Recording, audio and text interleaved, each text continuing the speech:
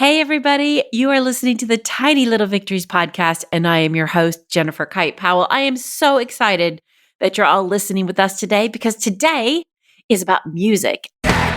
1, 2, 3, 4.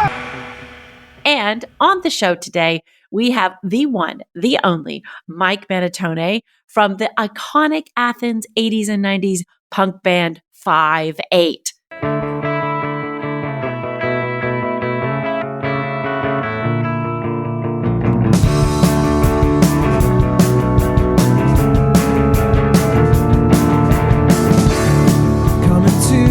Office. Is the sun too much? Let's draw the shades and hold all your calls. What do we have here? All tall, it looks severe, but procedures are quite clear and recognized. Allow me to be frank, it suits our purposes to see in your honesty. In the scientific world, like medicine, these minds agree. In a theory, do you trust me? Do you love me? All my patients really love me. All my patients really love me. I need you to.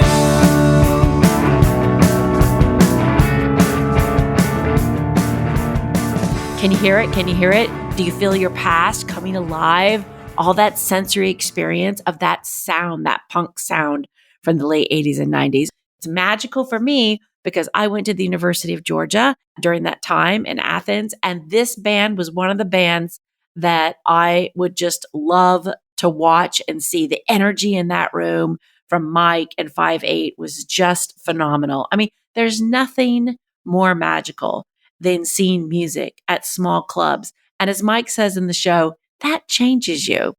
So 5/8 is coming off just a huge, fantastic spring with the debut of their documentary, Weirdo, the story of 5/8, and their first song in 6 years, Take Me to the Skate Park. Have a little listen right now.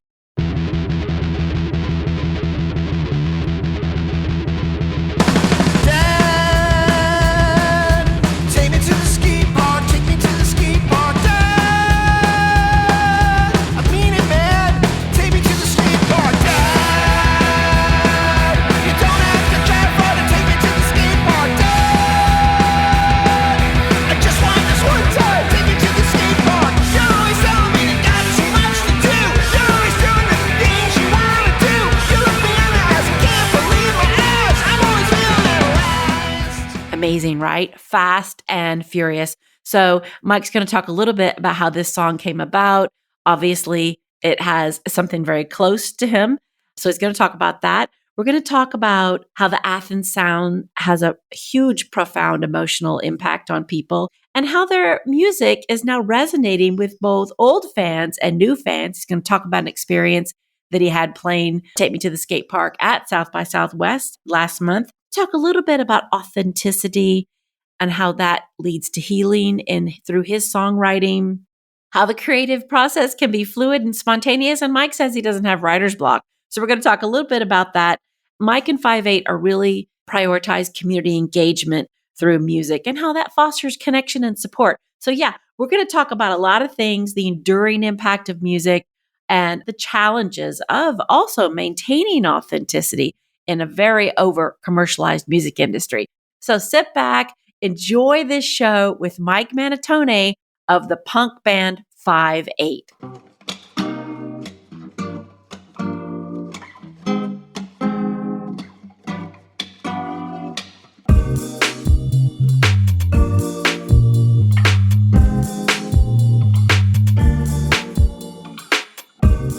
Okay, everybody, I have Mike Mantione with me from the band 5/8. Hello, Mike. Hey, Jennifer, how are you? I am so good. I am almost trying to calm myself from like a fangirl thing. So I just want you to know, like, I was in Athens when you guys were in Athens, And that sound that you have is just like, it like runs my life. Like, it doesn't matter where I am. I can hear you guys in my head. And so thank you for coming on the show today. Wow, that's awesome. Thank you. I should be thanking you. No, how about that? Like those memories that those sound creates, right? Like that Athens sound is just so visceral. Like it seeps inside of you and you just can't get rid of it. So, okay, let's just go back. You were at South by Southwest. Let's start backwards. Okay. Because what an event for you guys. Like you had the Weirdo, the movie there. You like did like the skate park song, your first song that came out in 6 years. Like what was that like being back in that sort of like spotlight? Oh, it was really magical for us. You know, we took off and played Birmingham first on the way out, and that was really, it was just wonderful. And we slept in these weird pods at the club that has a super nice place to sleep, the Saturn. And then we went to New Orleans, which is our favorite city in the world.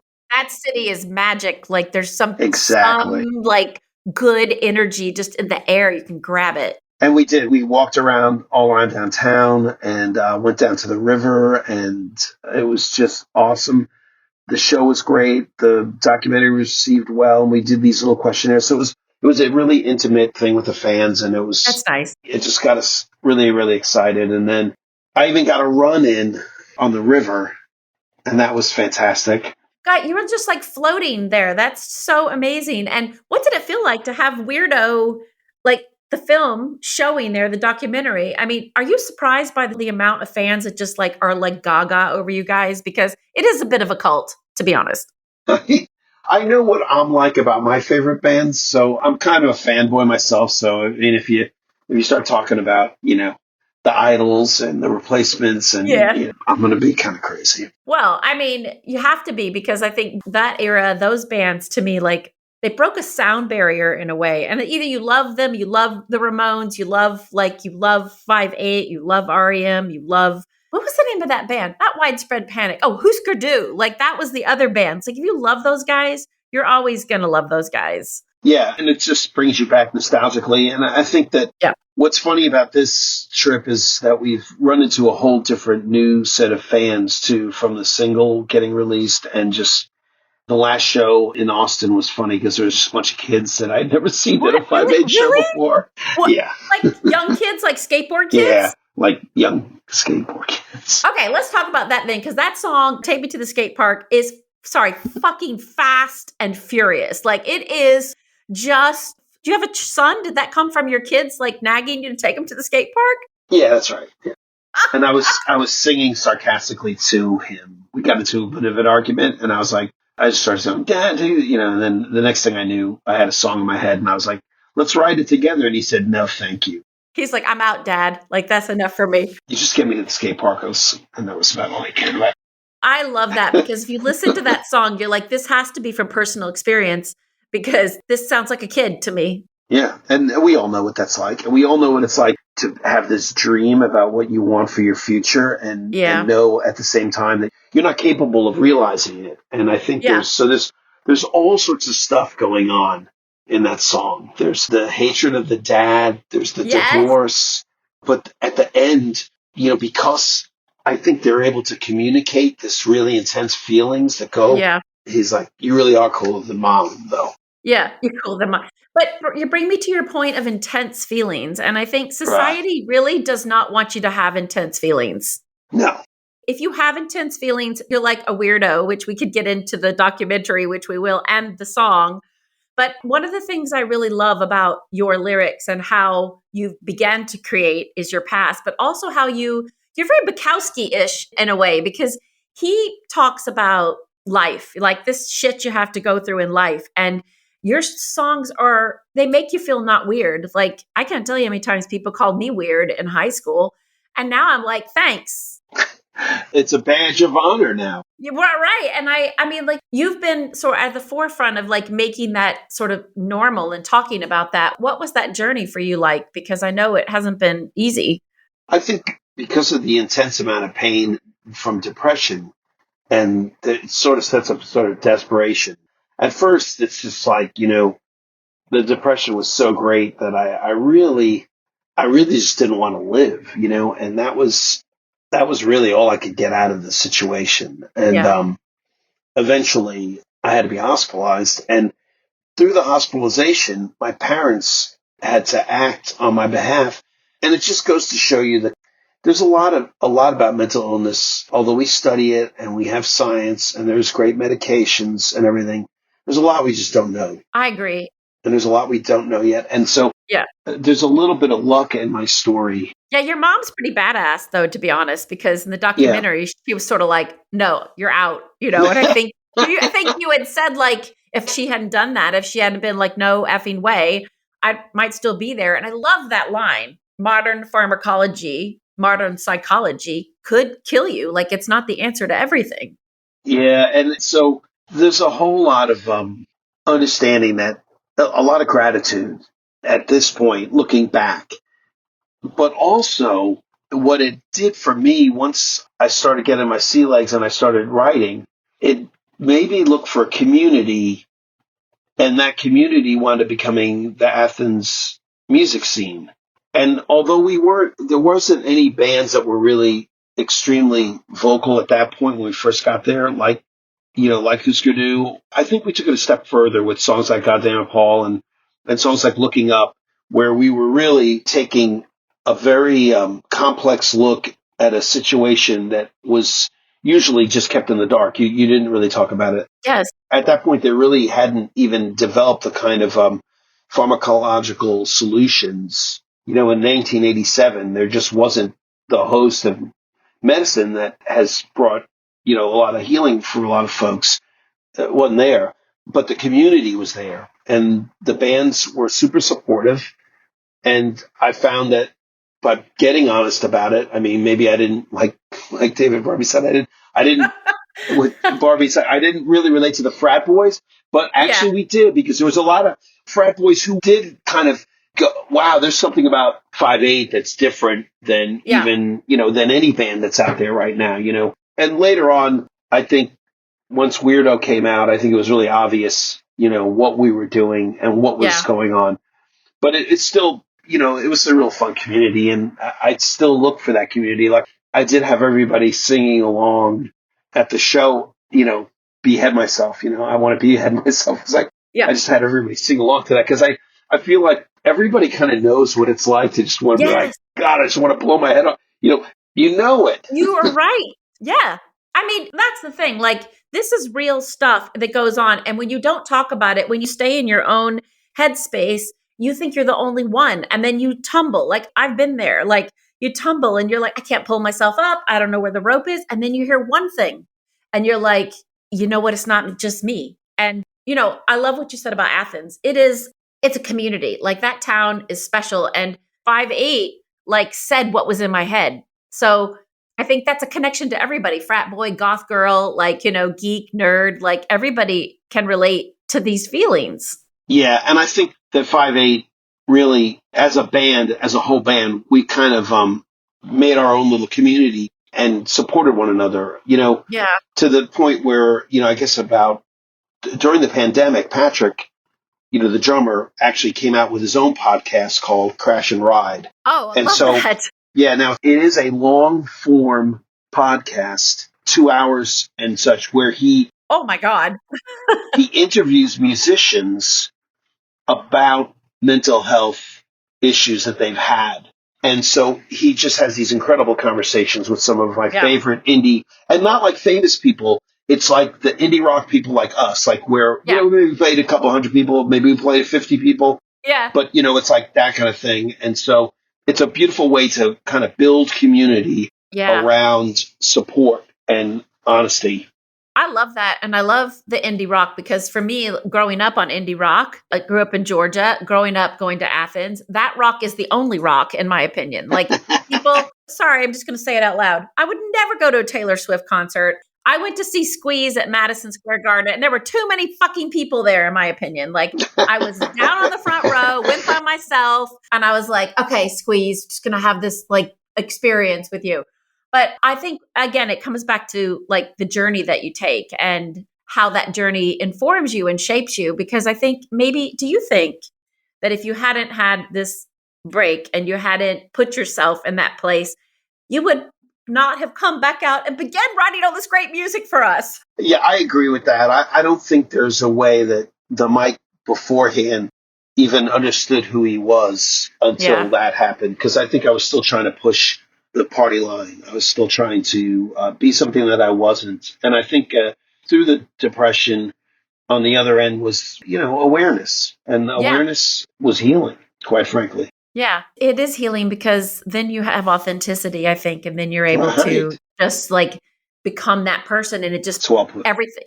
Yeah. So what was your favorite part about South by Southwest? Because I mean, there was so many good things that were happening to you guys there. And I just wonder how you feel about the reception for Weirdo. Man, Rolling Stone just gave you guys the best write-up I've ever seen of a band. Yeah, that was great. I think that my favorite point of the weekend was at the documentary screening. I ran into my old friend Chris Bilheimer. He's in the movie, and Chris was a big part of the early beginnings of 5/8 and also had his own struggles with mental health. And we were brothers in arms, and he was the artist that drew a lot of the pictures that, and he made our first video for this song called The Only One, which he loved. And, so there was this camaraderie, and, we got to catch up for about 45 minutes, and then we did the Q&A, and I got to bring up about a bunch of stuff about Chris that ordinarily doesn't get shared, and it wasn't even in the movie, and it was just so it was really, that was one of my favorite special moments of the whole South by Southwest. And also, I think the second to the last showing we had was in about 100 degrees in this outdoor place. It was just really, really fun. It was really fun. That show was. I think South by Southwest really has a great way, a vibe of knowing what to put where, but also bringing, like you said, everybody together. I mean, did you think you'd have 15-year-old skateboarders at that show that night? Probably not. I mean, the music's just like, it's iconic. Like, it doesn't change. Like, have you noticed that your fan base is shifting younger, or people like us old guys, like, coming back out? It's funny. I was talking to Fred LeBlanc, who plays in the band Cowboy Mouth, as I was coming out to South by Southwest. And we're friends, and he almost produced one of our records, and he's just a big super fan. We love him, and he was very instrumental in Sean joining the band. It's a great story about that. And we had opened for them one time at Jazz Fest, and it was just Tipitina's completely packed out at New Orleans. And we brought Sean up, and after the show, he came up to me and he said, "You have a new guitar player." And I was like, "Okay, great." I was like, "That's awesome. Thanks, Fred." Anyway, he was talking about how you have to reinvent yourself every 5 years because people change and they go and they come and it's true to a certain extent. And I found that to be true in the sense that we put out a record every 5 years, approximately. We'll put out a new record. It takes me that long to make them now because I don't do music full time anymore. I'm working full time. Because we have to be grown-ups. Yeah. Right. I don't want to rush it. Yeah. And so there is a kind of like, new stuff. But what I have found is for some reason, this type of rock and roll never seems to get old. My son's playing it. My daughter plays it. Their friends have bands. We're doing the camped amp thing where we're having kid bands come into Nucci space. And so there's this passion for live music that isn't electronic, where you play for like 60 people and you're all packed in the front of the stage like you talked about with Taylor Swift. It's like the difference between seeing Springsteen at the Enorma Dome or like accidentally getting to see him off Broadway when he's doing that Springsteen Broadway thing. Exactly. When you're like less than 1,500 people, it's a whole different, it's just an incredibly different environment. Yeah, I mean, New Order's still on tour. Like, I've seen them like tons of times in teeny tiny little spaces. Wife. I got to get my wife out to that show. God. Yeah, okay, yeah. I will tell her. Keep it a secret from the wife. And like, I followed Depeche Mode around for a while, and they were playing in really small spaces. And I was so great. You know what? Right back to Athens. My head goes right back to the Golden Palominos, back to the Pylons. Oh, yes. You saw that show? Yes, I did. Oh, that's such a great show. Oh, my God. I lived in Europe for a while. When I was young, right out of Athens, had a thing at Cortona, and they were touring in Milan. And we got a bunch of us like crazy artists and photographers, and we like took the train. We had no money, and we took the train up there. We had no place to stay, and we were like, Golden Palominos.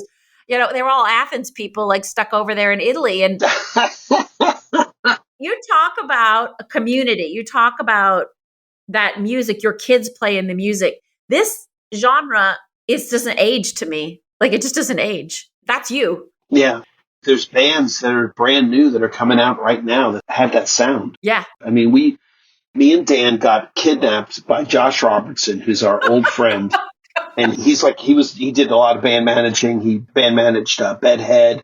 He was friends with the Toadies, and the Toadies are a killer band. Yes. And so he grabbed us one night after the premiere of the documentary. He grabbed us and he said, "Come on, we're going out to a real club." And he met us at the Fiesta in Austin, which is the grocery store. And he took us in his really crappy Volkswagen car and drove us over to the Carousel, which is this crazy club in Austin that's straight punk rock.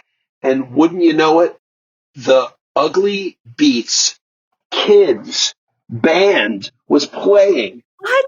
And they're playing stuff, and they're like 16 years old playing at this bar, and me and Dan are like, oh my God. And these Ugly Beat Kids are playing what sounded like 5/8 songs. And he's like, "See, what did I tell you?" He's like, "That's a 5/8 song. That's Missing Link. Listen to it, Mike. These kids are doing your shit." Well, I mean, you were blown away by that? It was so great. That's South by Southwest for you. Yeah, exactly. And also, I think that is exactly like something that will live on forever. Like, it just keeps like passing on. That's 5/8. That's you. And I love something that Bill Berry said. I'm definitely going to look at my notes here, because you did another song with Bad Ends, right? This song called All Your Friends Are Dying. And Mike, I'm of the age where, all your friends are sort of dying. They are. It's like, how is he doing this? Like, that sound in that song with that group of people, with Jeff and Bad Ends, was just like, I thought I was 19 again. Yeah. So thank you. Thank you. Yeah. Wanted to be 19 again. Yeah, that's a magical band. Actually, going into the studio, I was supposed to be in the studio today, but I just didn't have time. But yeah, we're on the 16th of April. I'll be finishing up the new record. With Bad Ends. Yeah, the Bad Ends. Yeah, we're working with Hop from the Zach Brown Band. He's producing it. Oh, yeah. He's just right down over here, about 20 minutes from my house in Atlanta. And I love that. I love that. And I think Bill Berry said that he felt like this was still like you, like it was this song. It was still just like a solo song, because it said it really should just be called Mike's Music, which I loved. Because do you actually know how like foundational you are and the band is? Like, you guys are like, no, think about it. Like, that sound, okay, sure, REM, whatever. I mean, personally, I like them better when they like had like 50 people at their shows. Like when you'd lose shoes, at the 40 watt coming out. But I think like you guys retained the heart of that sound, of that movement in a way. And do you think you've changed far from that, or do you think you're still the same person? I think like there's change, but there's, personality is kind of funny. What is it? I mean, what really is personality? I know for me, I have I am, and I just kind of exist, and I do the music that I want to do. And so I don't have to worry about it. I don't really get writer's block for some reason. I just write. It just comes out. Well, I just see things, and I think if there's a sort of an awareness, and then that turns into the song. It's like you can lift stuff from anywhere. Yeah. And it just kind of filters in, like a conversation you'll have, and then, the line you just said is a perfect example of what will make a great song. You said, I remember when I saw REM and there's 50 people there. It's like when you would go out to see a band and you'd lose your shoes. Yeah, that line to me is like, that's what makes a good song. Bukowski was great at that because he was a conversationalist, right? He would take the conversation and move it. The Strokes are brilliant at that because they'll take the conversation and move it into the song. You hear the conversation that you're having, and that's really fun. Yeah. And I enjoy that. That's exactly what you do. You're the same, like talking about all your friends are dying. Let me tell you, like that's something that is a conversation that you can have with other people or you don't want to have. That's right. You've said this, staying true to yourself is actually really hard, which I think it back to this conversation of you just feeling things and seeing things and turning them into lyrics, because that's what Bukowski did. Like, it was his life, if he had talked about gambling or those hot redheads he was going out with, like, it was still just the way of being, which is really what we all forget to do, is just be. Yeah. I'm jealous you don't get writer's block, so it's pretty cool.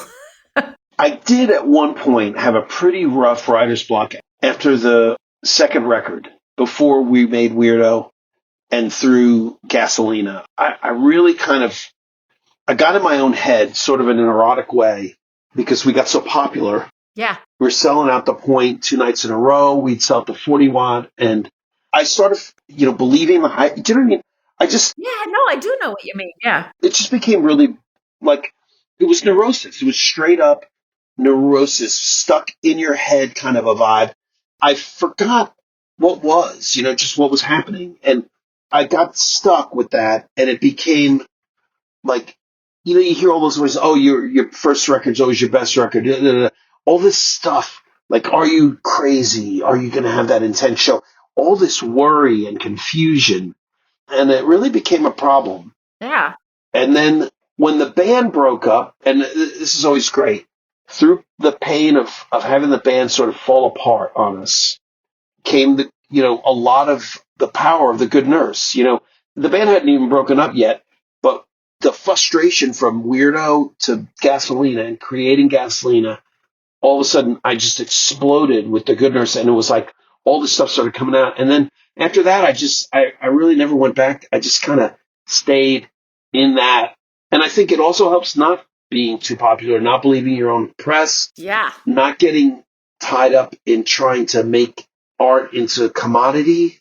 These things are super helpful. Oh my God. Yes. Yeah. Preach on that. I think you have to go through whatever. The Buddhists have that philosophy, is like, you have to go through something. You can't go around it. You got to go through it. Right. And that's the only other way to come out of the other side. And not to keep talking about Bukowski, but he had a whole series of essays I guess he had done with like people from the 70s and 80s in LA, all these magazines that are gone. Everyone was asking, like, how do you feel about Faulkner? How do you feel about like all these authors? And he was like, I don't fucking read them because they're boring, he says. You're really preaching the truth here, because commercial music to me is so dull and so boring. I don't hear anything in it. And what I hear is life in your lyrics and 5/8's lyrics. I hear the struggle, the balance, the ability to be like, okay, you know what? We're just going to like go. This is life. Happy, sad, low, high. It's what it is. Yeah. I like all sorts of music, and the best of any genre I usually love. So a lot of times I'll listen to I'll even listen to Taylor Swift. But I do know that seeing music in small clubs has a way of really it changes you. My favorite shows are usually the small club shows. Like, I saw the Idols a few months ago with my son. He didn't really listen to them that much. He knew a couple of their songs. But when he saw them, it was like, oh my God, because you're in the pit. It's a tabernacle. There can't be more than 1,200 people in the club. Or like seeing Jason Isbell at the New Georgia Theater with 1,200 people. It's just incredible. It's just absolutely incredible. That's an experience. Yeah. And it can be really, I think, life altering. And so, I think that's what appeals to me. And so I try to do that. I try and create that. Yeah. I think that there's not many bands that still try to do that. Like, I always look for them, like bands like this, like, where are they going to be? Where's the small club going to be? Because it does take you back to something that changed you, something that affected you. That's what's so special about, bands like you and what you guys have created. That's sweet. So talk to me a little bit, and then I know you don't have a lot of time left, but are you guys playing at the 40 Watt in April? Because I hear you are. Yes.